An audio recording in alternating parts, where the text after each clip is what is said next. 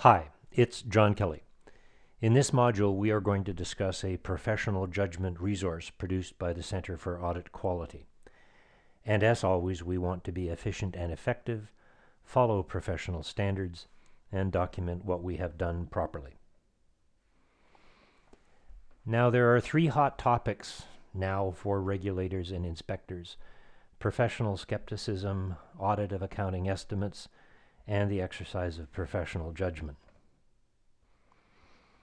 And I think the three are closely related because one way or another, they involve making guesses about the future, and we're going to be wrong as we guess about the future because only the future will tell. So then what we're going to be stuck with is we're being judged, the quality of our audit work is being judged in hindsight. And of course, documentation will help with that if we can carefully write down why it was that we did what we thought we should do at the time, even though we probably know that our judgment is eventually going to be found to be wrong. If we've documented it well and carefully, we will then be able to demonstrate that we've done the audit in accordance with professional standards. And as I said, documentation helps. It can help a little in forming the decision. Writing things down in an organized, structured way can help us form the decision. But as I said, in hindsight, it's obvious why we were wrong, always going to be obvious why we were wrong. And the other problem with hindsight is a year later, there will be more facts known. There were more facts known, or things that weren't necessarily obvious when we made the judgment are now obvious. So if we are in a risky area of professional judgment, it's best to have good documentation. Now, as I said, the Center for Audit Quality produced a professional judgment resource. There's the URL if you want to go read it. Now, the Center for Audit Quality considered whether it was needed to use their whole document all the time, and they concluded that, of course, it's not needed all the time. If the judgments being made are routine, it's not needed. The other thing they observed is it's necessary to adapt their document to your practice and produce your own practice resource from their document. And as professional judgments and decisions are often made under pressure at the end of the audit, it's certainly useful to have something to guide your documentation and your decision as you make it at the end of the audit. And of course, if you do develop a practice resource from their document, you will need more documentation than just that practice resource. It's a checklist, it's a reminder, it's guidance, it's maybe an index that says, here's a step that tells you that there's some stuff you need to document, and so you will have that documented and indexed to another working paper other than just the practice resource that you develop, the list of steps that are to be done. And they suggest 5 steps: identify the issue, gather facts, do the analysis, decide, and document. And then at the end, they have some hints to mitigate bias, both your own bias and to think about whether or not management is biased as they've made their judgment. So identify the issue. They have 5 documentation hints. Consider and think about the impact on the statements and the audit. Consider complexity, consider uncertainty, consider the impact on audit procedures and other issues. Now, you don't have to write down all 5 of these things. These are just things that they say here, hey, here are 5 possible areas you need to think about, but certainly it's useful to write it down and to document it.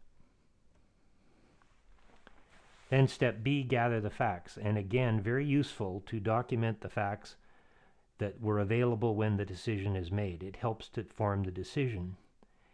It's also useful to have known what was documented. So what you knew at the time, write that down and document it, because of course there will be additional unknown facts that will of course influence the eventual decision or the eventual correctness of the decision. So useful to have the facts documented, help you form your decision, and also helps you defend your decision because you've documented what you knew at the time. And then do your analysis. Document the transaction, document evidence, document alternatives. An important thing to document, and this can just be a checklist step, document that you think you have enough evidence. I've thought about it, and I think I have enough evidence to make this decision. And then you will consider professional standards, you will consider practice, you will consider your own experience, and you will consider alternatives, and that will constitute you doing analysis. And then decide. And 3 things that are suggested to think about as you make your decision are inconsistencies in evidence. Think about that. There always will be some. And we're going to have to dismiss some of those inconsistencies and say, well, I think the preponderance of evidence is here, though I see there's some evidence over there, but I'm going with what I think is the preponderance of evidence. Consider alternatives and consider bias. And documentation, useful to check, have a little checklist to say, have I got enough documentation of my decision? Make sure it's okay. Have I documented my rationale? Have I documented disconfirming evidence? And there always will be disconfirming evidence, and we should write it down and think about it and decide why we've dismissed it, why we think it's less influential than other evidence. Assess that we've done enough work, and then that's another useful conclusion. I think we've done enough audit work, and document that. And to make sure that we have documented the relevant information. Some hints to avoid bias involving others and encouraging opposite points of view. And those are 2 very useful hints. Kicking something around with somebody else will help you form your decision, either getting somebody else to make the opposite point of view or making it yourself.